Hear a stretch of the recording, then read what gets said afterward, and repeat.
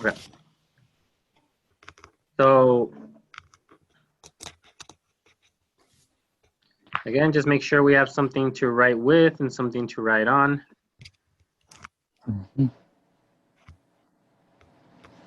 Okay. So today we're just gonna go over the last part of arithmetic, right? Which would be, we've done adding, subtracting, multiplying. So the last one would be what? Dividing. Yeah, exactly, right? We have two key words for this section we should write down, which are quotient and remainder. Okay. So what does quotient mean? When I say a quotient, what does that mean? To divide. It means to divide, sure, but more specifically, like when we see quotient, we know that we're dividing, right? But more specifically, what does it mean? What does quotient mean? Quantity. Not necessarily, not quantity. It's actually going to be the answer to a division problem, right? So if I say 6 divided by 3, what would be the quotient? 12? No, 6 divided by 3. Oh, divided. Okay. Yeah. So if I say 6 divided by 3, what would be the quotient? Can you close the door? No, that's fine. No? It'd be 3. 2. It'd be 2. 2, exactly. So when we're talking about quotient, we're talking about the answer to a division problem, right? So, and then of course we talked about yesterday what the answer to a multiplication problem. What do we call that again? If you guys can remember. Wait, what'd you say? The answer to a multiplication problem, what would we call that? Oh, darn it, I forgot. Enter. Answer? All right, well, there's a specific word. It's called the product, right? So when we're talking about product, we should know that we're talking about multiplication. When we talk about quotient, we should know that we're talking about division, okay? Those are two very key words to remember, okay? Last one is remainder, okay? And when we're talking about remainder, what exactly does that mean?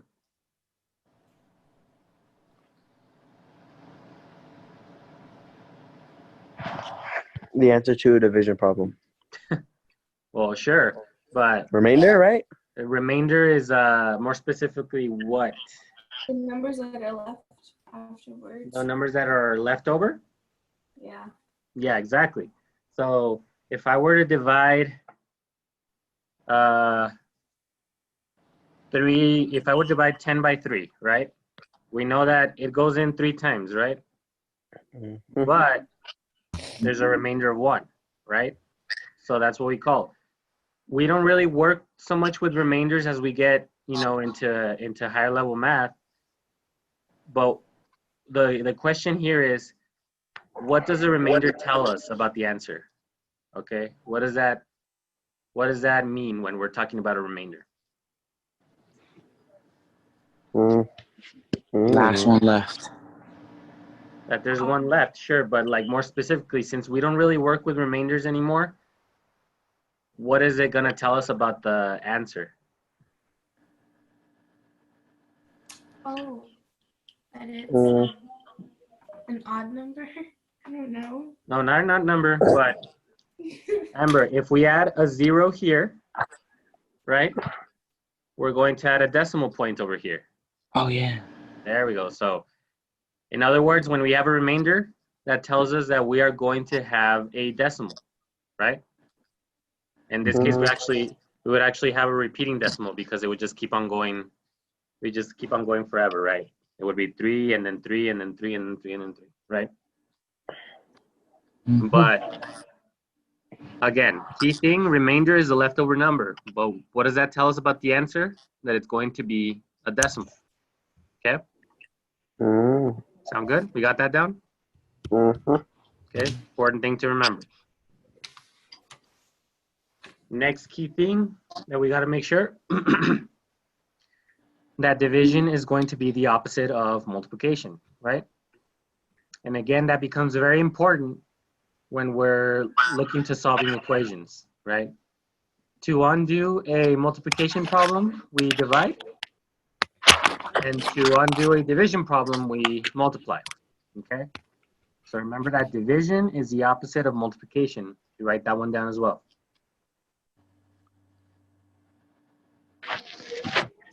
Okay? Are we good so far? Mm-hmm. Okay. So let's start off with our examples. Say we're gonna have 86 divided by 2. So the way that we will set up, you know, the 2 goes on the outside, 86 goes on the inside, and we're gonna divide. So how many times does 2 go into 8? 4, right? 4. Yes. 4 times, right? That means that we have an 8 here. We subtract that, so we have 0. Now we're going to bring down our 6. And now we decide how many times does 2 go into 6? 3. 3 times. So 6, subtract that, that's 0. No remainders, so our answer up top is 43. Nice. Okay? And remember that this is the opposite of multiplying, right? So how do we get back to 86?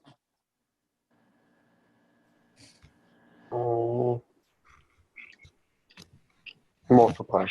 Yes, we're going to multiply, but what 2 numbers are we going to multiply? 43 times 2. And there we go, 43 times 2. If we multiply those 2 numbers together, then we go back to 86. We are undoing our division And that's how you problem check your answer. by multiplying. Okay? Mm-hmm. And in a way, that's sort of like a way to check your answer, right? We're going to multiply Yeah. those 2 numbers, and then we check our answer. Okay.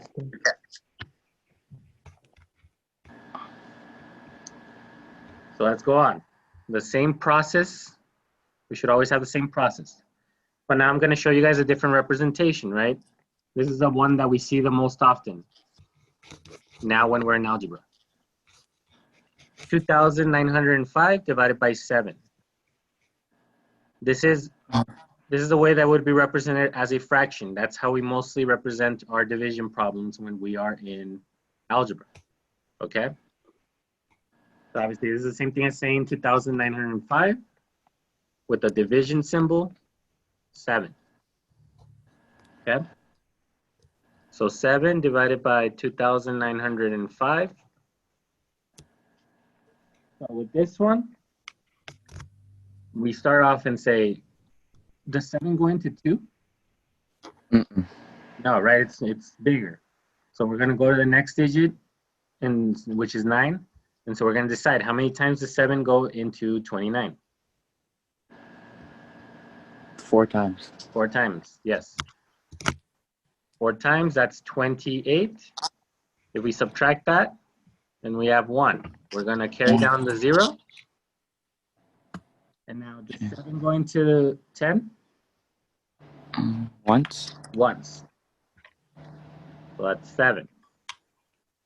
We subtract that, then we have 3. We're going to carry down the 5. And what about 35? How many times does 7 go into 35? 5. Exactly 5 times. So now we have 35, 0. And now with no remainders, our answer up here is 415. Wow.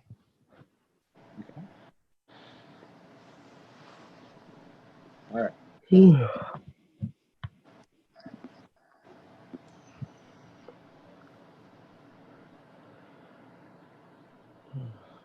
Okay.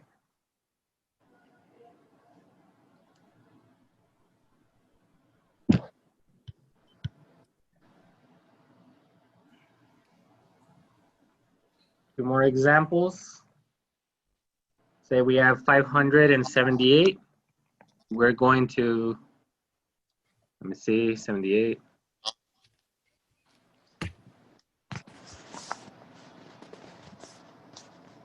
$578 divided by 6. Okay. Mm-hmm.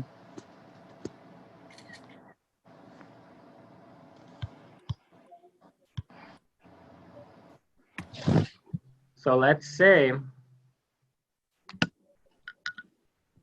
going to start off by 6 into 5. That doesn't go, so we move on to 57. How many times is 6 going to 57? Wait. Mm, Dang. mm. 7 times.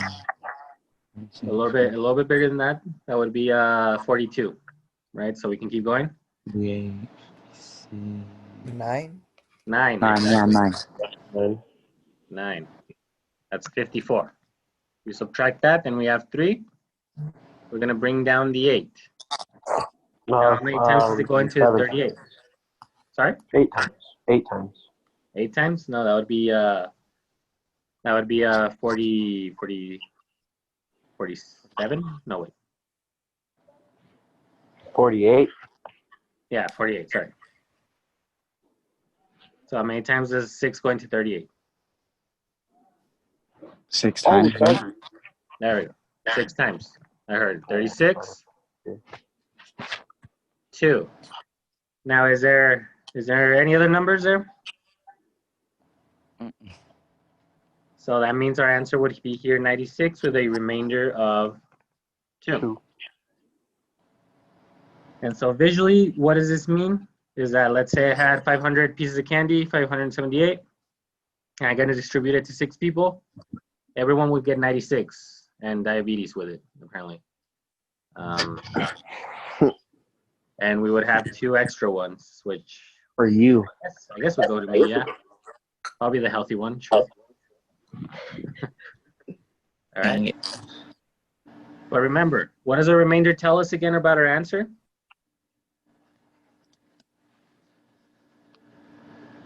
Shoot, I forgot. It's going to be a decimal. It's going to be a decimal. Oh, yeah, there you go. So if we were to add a 0 there, then that means we add a decimal, and then we decide how many times does it go into 20. That's 3 times. Sorry, 3. That's 18. And we just keep on going. That's actually, I think it's also a repeating decimal. So 96.3333. Damn. Okay? Mm-hmm.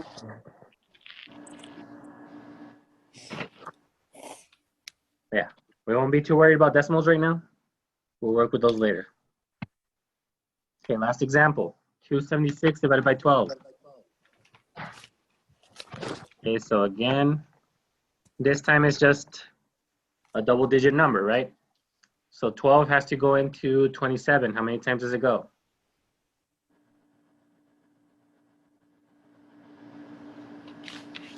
Once, twice. Twice. No, Once, twice. Twice, It goes in twice. twice. Oh, man. 24. We subtract that, that's 3. We're going to bring down the 6. 36. Now how many times does 12 go into 36? 3 times. 3 times, exactly. And our answer would be 23. Okay? Pretty simple. Okay. Too much, right? Mm-hmm. Okay.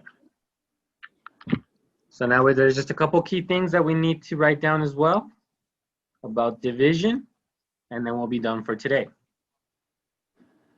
Okay. Number 1. Let's say we have 5,000 divided by 0. What do you guys think that is? 5,000.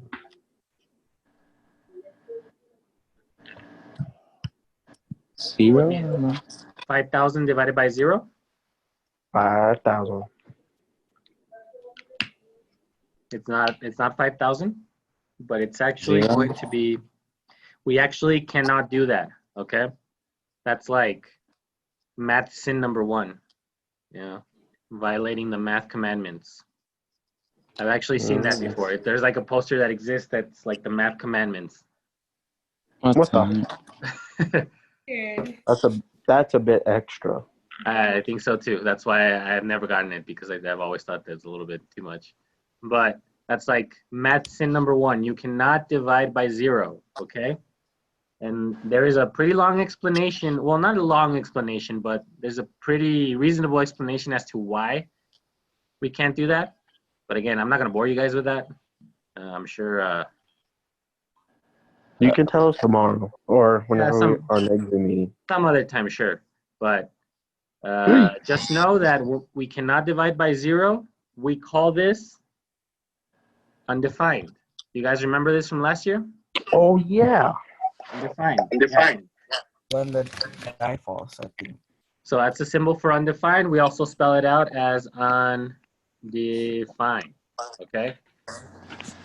So this breaks the system. You know, if I divide by 0, everything just, goes to crap. I'm gonna do that on my phone and see what it says. It's gonna give you an error. If you do it on the calculator, it's gonna give you an error. I guarantee it. It's gonna break your phone. It's gonna explode. Yep, it's an error. Anyways, next thing though. What if we divide 0 by 5,000? What would that be? 1,000.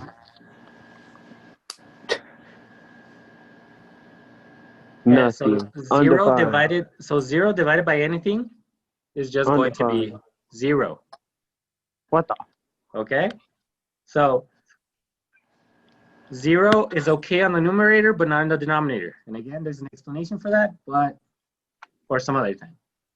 But just know, 0 in the denominator is undefined. 0 in the numerator is 0. Okay? Okay. And here's a way that I've seen that is a kind of clever way to remember, okay? If 0 is in the numerator, that's okay, right? Oh. But if 0 is in the denominator, then that's no. No. Not a good thing, right? No. Mm-hmm. So remember, this would equal 0.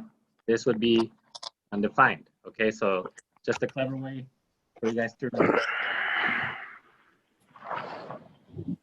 Okay. Okay, last thing.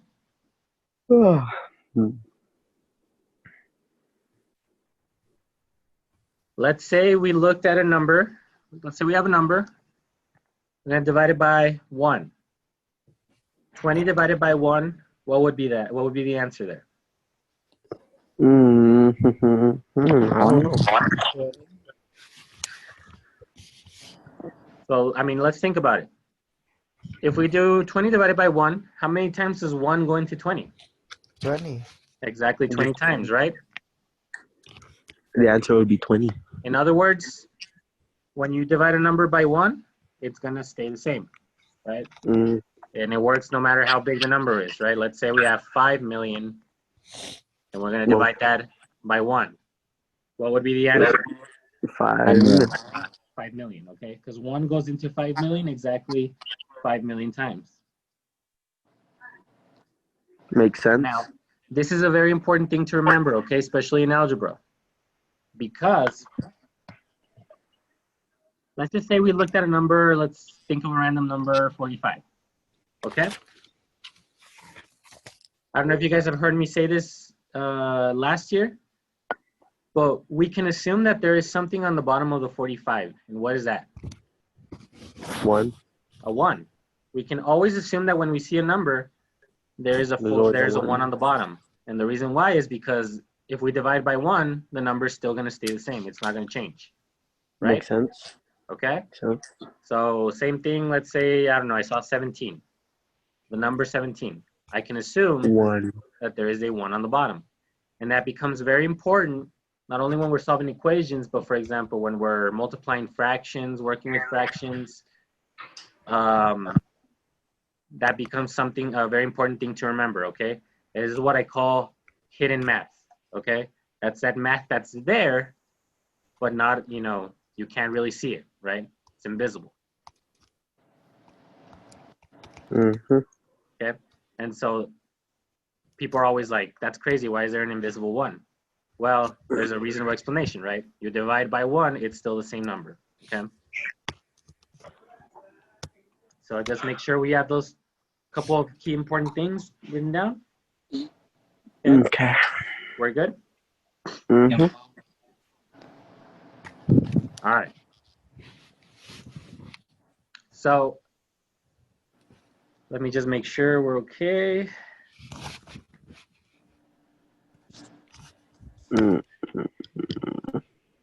Okay, so again, we haven't really had any problems with Google Slides, right? Mm-mm. No? I'm good. Okay. So we have our last assignment for the week today. Is going to be a couple of practice problems on division, and they're going to be on Google Slides again. So hopefully, I think maybe that'll be the last time for now. I think next week I'll try to focus on Delta Math a little bit more, just so we're okay using that. And again, it's just mostly, it's a lot for practice as well. You know, I just want to make sure that you guys are good with the Google Slides. Remember that tomorrow we are not going to meet, okay? Tomorrow is for you guys to finish work, but, you know, I suggest you guys just do it now, right? Do it today, and you don't have to worry about it tomorrow, okay? All your work is due on Friday. I'll put up a list of the stuff that needs to be turned in, just in case we don't remember. Okay. And just know that tomorrow I'm going to post again, like, on Google Classroom, somewhere where you guys can comment or you guys can send me a message on Remind to make sure for attendance, okay? So just, again, comment or send me a message saying your name and your grade so I can count you present for the day, all right? Mm-hmm. So that's for tomorrow. So is there any other questions? Mm-mm. Nothing at all? No, sir. All right. Well, that's it for today then, guys. Thank you for joining me. And I'll see you guys on Monday. Okay. All right. All right? Have a Hey, good what one. classes do we have next? One more week. One more week. We'll be back. Oh, What classes do we have next? I think we only have Reyes next.